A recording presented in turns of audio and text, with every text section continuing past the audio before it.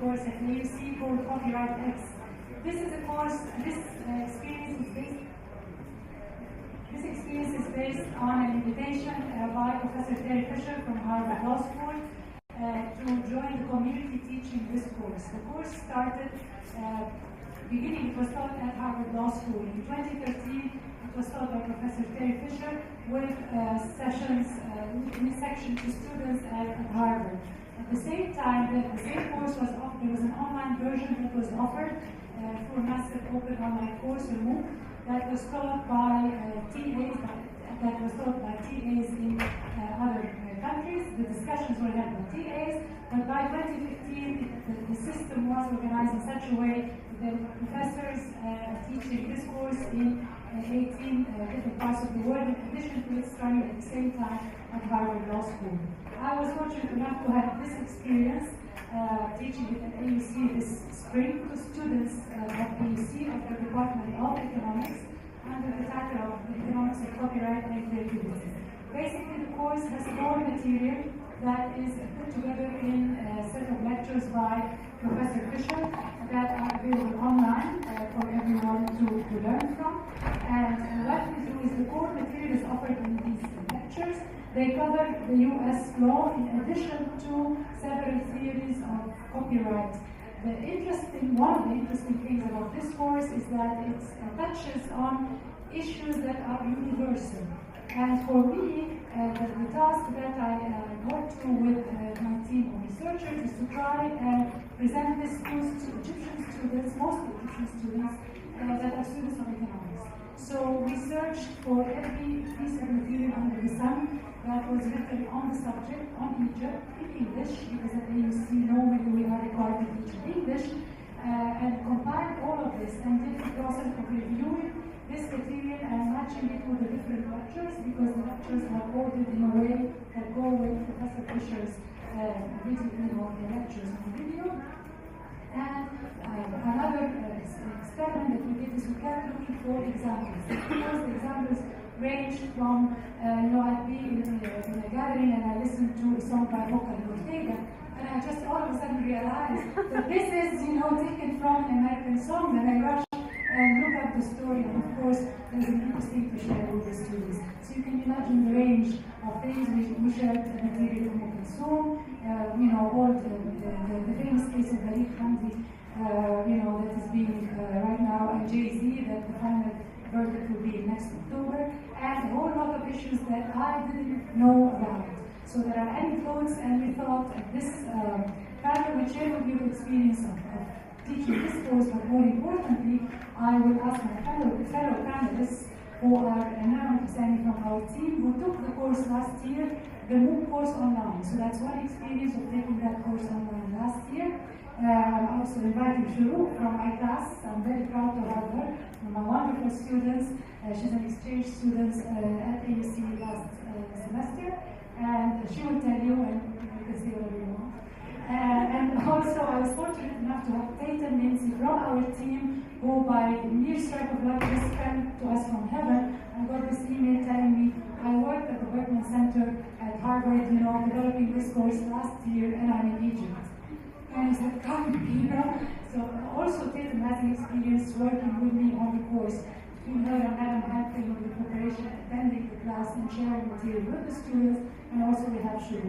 So without further ado, I'd like to go around and ask them about their experience. So the first round, I'd like to hear from each one of them what their experience taking the course or having the teaching, studying as a student, as somebody who was involved, and you can start Heather. So I took Copyright X online on the Harvard platform.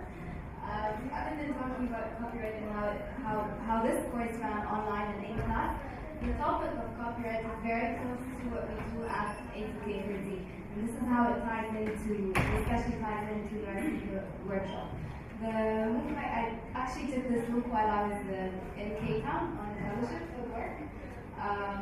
It was my first time taking a MOOC, and it was very interesting to see this blend of online and actually offline learning take place, and how how beneficial it would be to me and how much material I would end up actually retaining from this course that I'm taking. So, as Nagla mentioned, this course consisted of a series of video lectures, which I had to watch offline on my own time. And then once a week, we would have this virtual online classroom on a platform by the Berkman Center. And we would meet in this class and we would discuss the theme of the week, and we would have examples presented to us by the fellow who was teaching the class and engage in a discussion. It was basically a virtual classroom. It was very interesting. I ended up learning a lot about US copyright law. When I helped Nagla in teaching Copyright X at ADC this semester, I got exposed to a lot of the different elements of the Egyptian copyright law. We would basically match and compare and contrast everything that Professor Fisher had covered in the video lectures to what was available online. Sometimes we would even wake up in Arabic law textbooks, and between the both of us translate this to the students and put stuff on slides for them to learn. It was a very interesting experience, and I think it's the concept of or the idea of a MOOC is still very new to the Arab world. It's actually a very good way of learning, especially if you mix it with, especially if it's not completely dependent on what you do offline. Of course, as with anything in life, it takes a little bit of self-determination and self-monitoring, but it was a great experience taking the course online and helping with it being taught at base.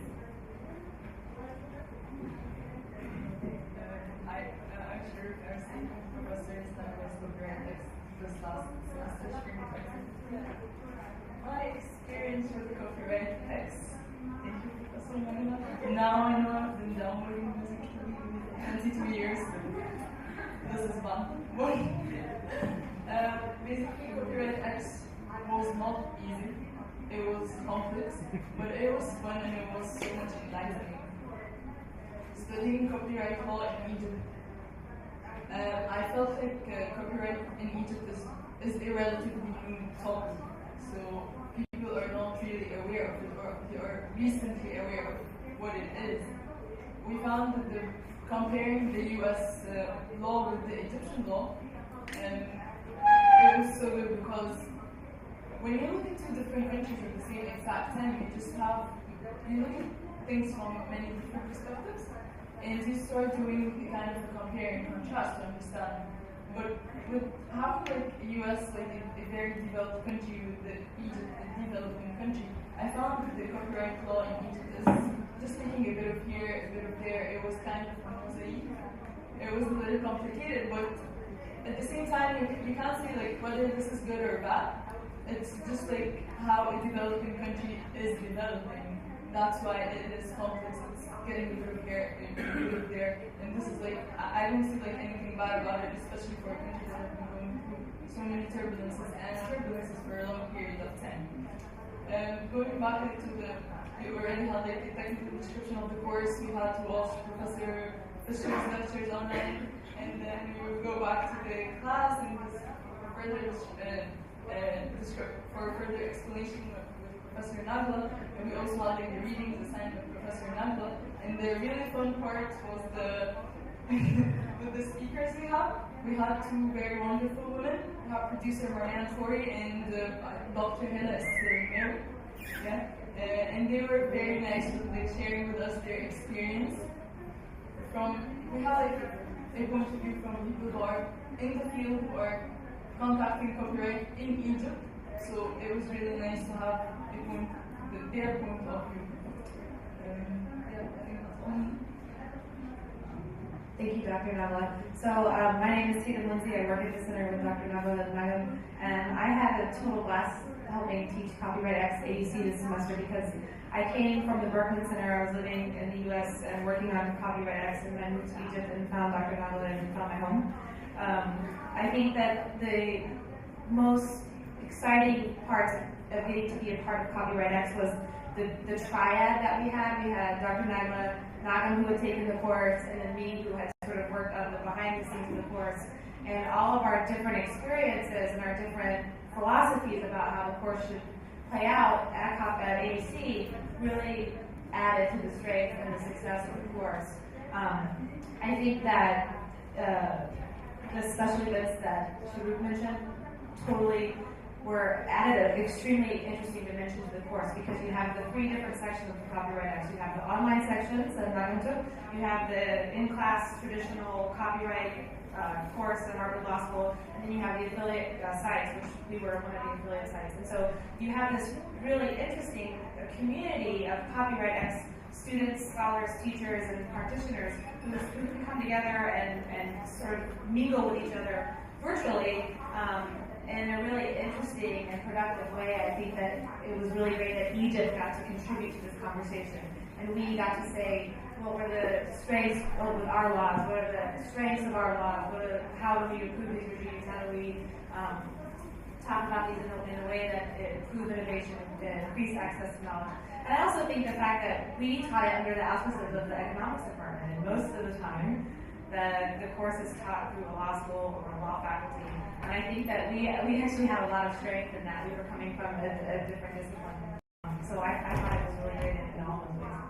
Thank you, Kate. Let me just build on your points here. Maybe I can show without being put you on the spot. But as a student of economics, how did you feel with the material? Because is this the kind of material that I'm thinking here for the community? If one day we want to share this material with the community, for example, a version of the course is taught in Jamaica to musicians. So I know there are various forms of providing the course. So how did you feel, very honestly, as a student of economics, taking this material? What are the challenges? So I know that frankly we had some parts of economics related to the law, but not as much. But the part that was really getting through my head was the fact that copyright law was trying, in general, it's trying to protect certain innovators. Or let's put it out. So you have a product, and you're trying not to have this product's price drop so low so people would still produce it. But at the same time, these are competition-based economies, consumer-based economies. So why are you blocking competition? And that was the really complex part for me. You're saying no, competition is bad because we need this product to be supplied, and at the same time you're saying no, competition is good because it's beneficial for the consumer. So why, when it comes to specifically this product, that Adam Smith's invisible hand is not working anymore? Maybe I can come in and sort of share a bit of reflection on that. I think one of the things that we get into the course, which I on purpose I guess did not speak about in my opening remarks, is that we look at knowledge as the characteristics, knowledge having public good characteristics. And at the end of the day, this is different from private goods. And with public good characteristics, meaning that knowledge is non-rival and can be actually non-excluded, typically public goods. So non-rival meaning that you can all enjoy it without spoiling it for others, without eating it up for others. That's the idea. And in that sense, when you deal with a good that has public good characteristics, the typical public good textbook example would be the lighthouse for knowledge, so that everybody can enjoy it without spoiling it for the rest, and at the same time you cannot really block it from anyone else. That's the typical public good. Now with knowledge, you can argue very strongly for the non-rivalry, because clearly if I have learned the theory, I have not taken it away from you. But with the excludability, then we get into questions of blockage, of copyright, of IP, of censorship, of economic blockages. These are the barriers I talked about earlier, the barriers to access to knowledge actually. So then dealing with knowledge becomes problematic, and the market fails, and how do governments deal with public goods? And that's the sort of thing that is presented in the theoretical part of the course, and that we get into and that come closer to the study of economics. And in that sense, if you protect using intellectual property, then you are bound to create monopolies which are inefficient, but sometimes you are forced to do this. The argument goes because you do not have other solutions. Of course, there are other alternatives, even copyright regimes that are Creative Commons and others. So we get into these debates, and these debates become more interesting when you think of developing countries.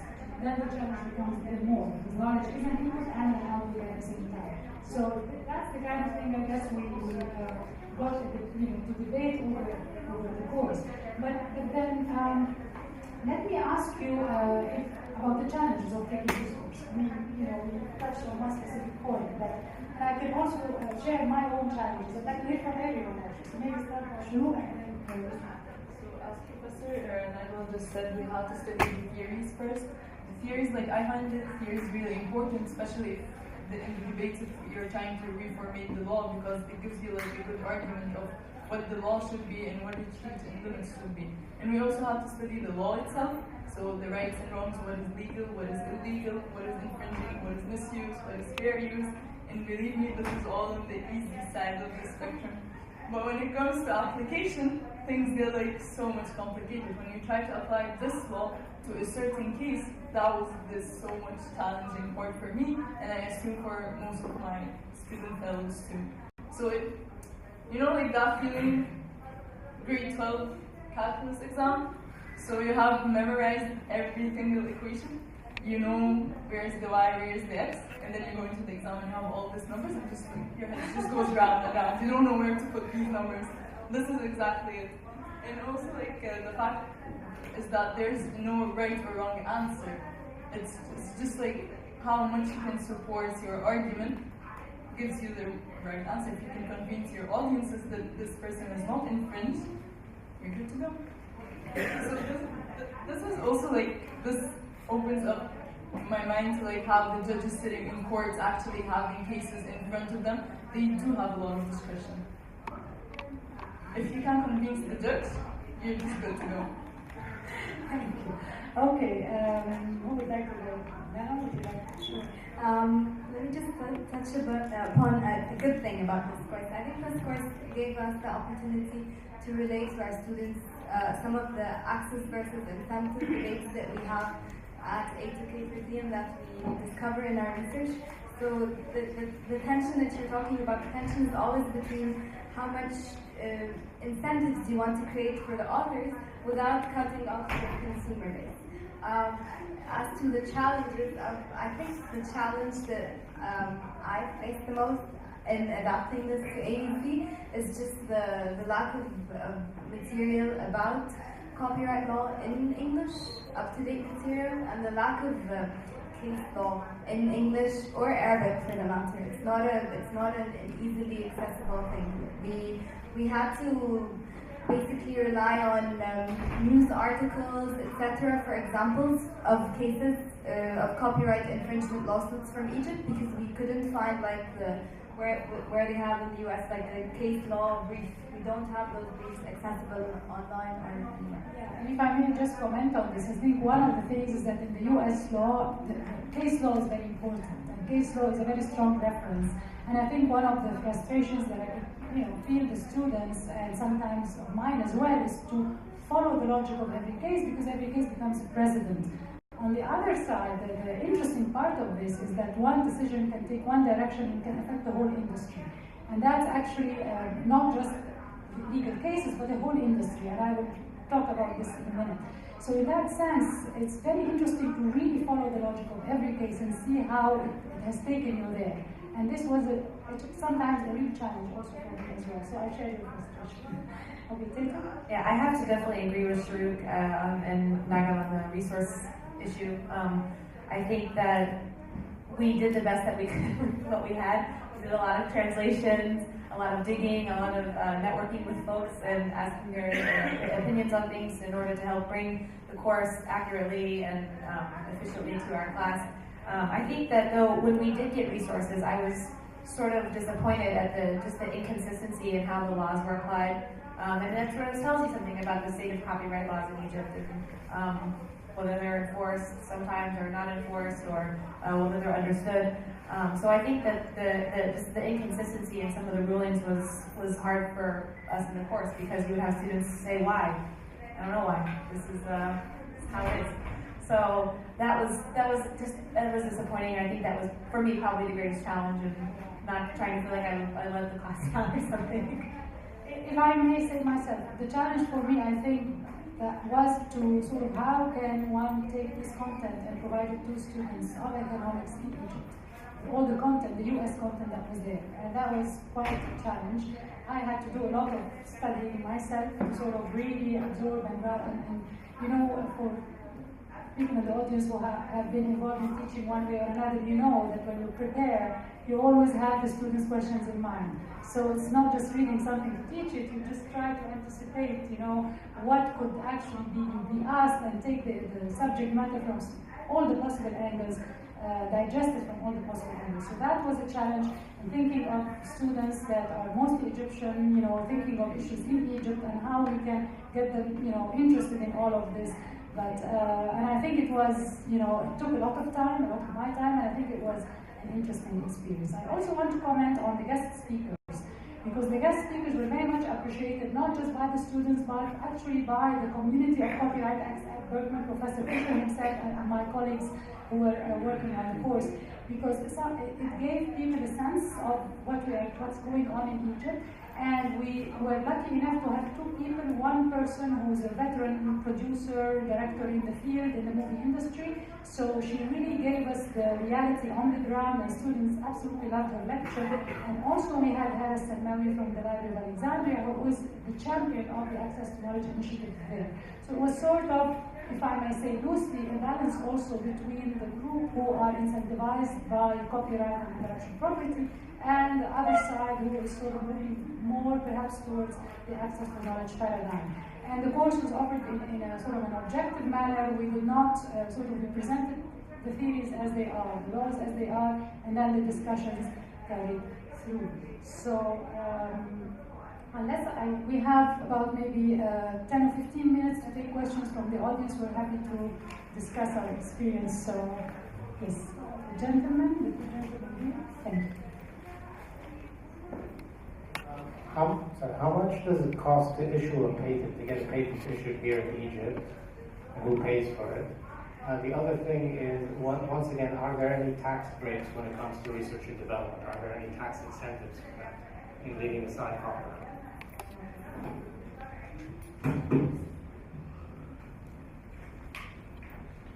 I'm asking about the enrollment to the course. Is it available to the public? And why you don't publish it in Coursera, for example, to have more range of people to join the MOOC?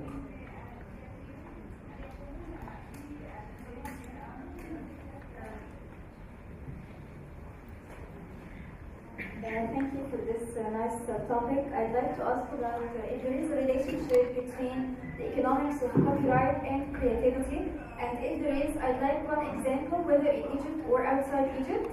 And I'd like also to ask about X. What does it refer to? Does it refer to the course, or is it something else? Thanks.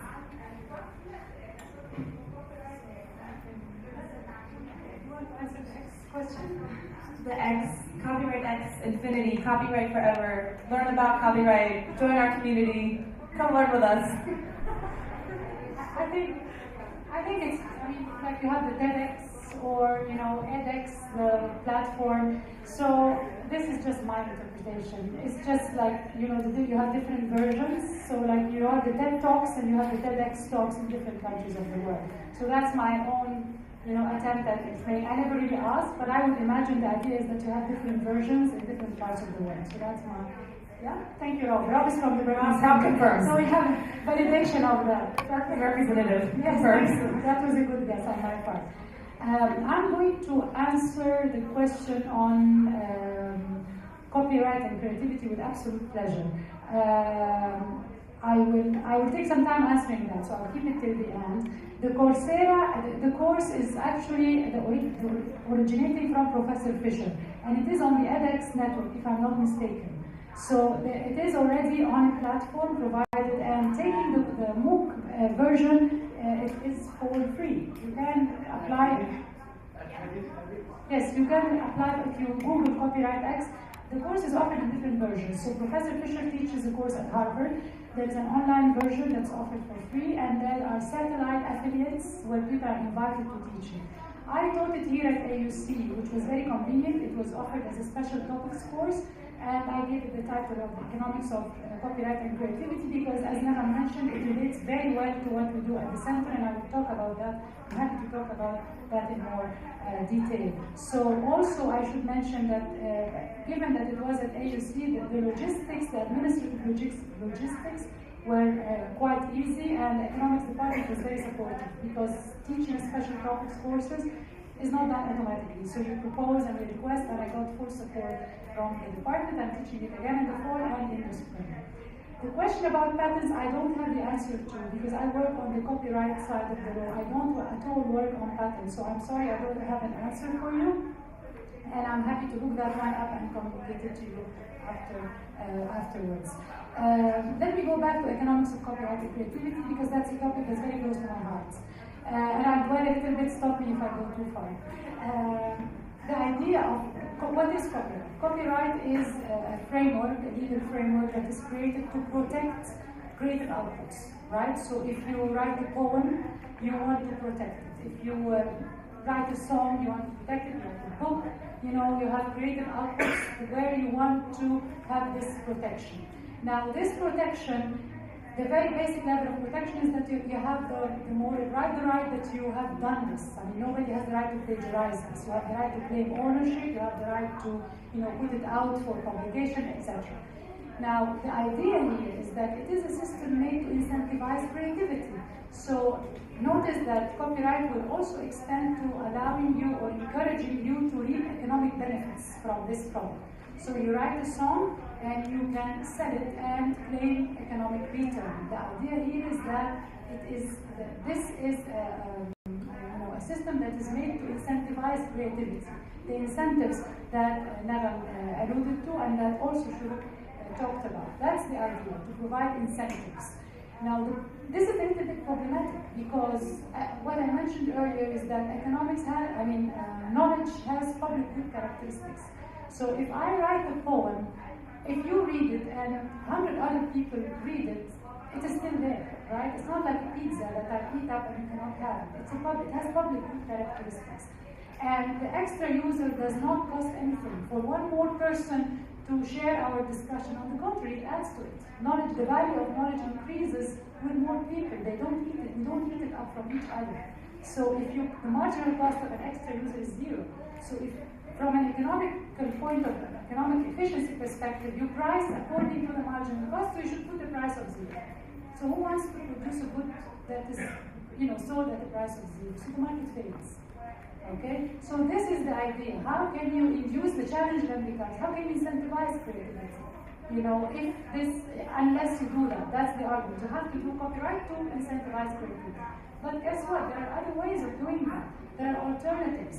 Now the technology is going back to the theme of this workshop. You have digital technologies, and then they can allow alternatives. You can create a business model where you can actually have your output for free, but you still get remunerated on the value added. You can now, you can put out a song for free, but then you earn through the parties, the live sponsors that you achieve. You can actually create a system where people can use the digital technologies to create new markets, and new ideas are coming every day. We have a book that we published a few years back called Access to Knowledge in Egypt, New Research on Intellectual Property and Development. This book is available in 3 versions. It's available free online in PDF. You can download the whole content, no problem, legally, on Creative Commons licensing. That's an alternative form of licensing that allows you to do that. The book is also available in hard copy. Yes, I'll give it to you.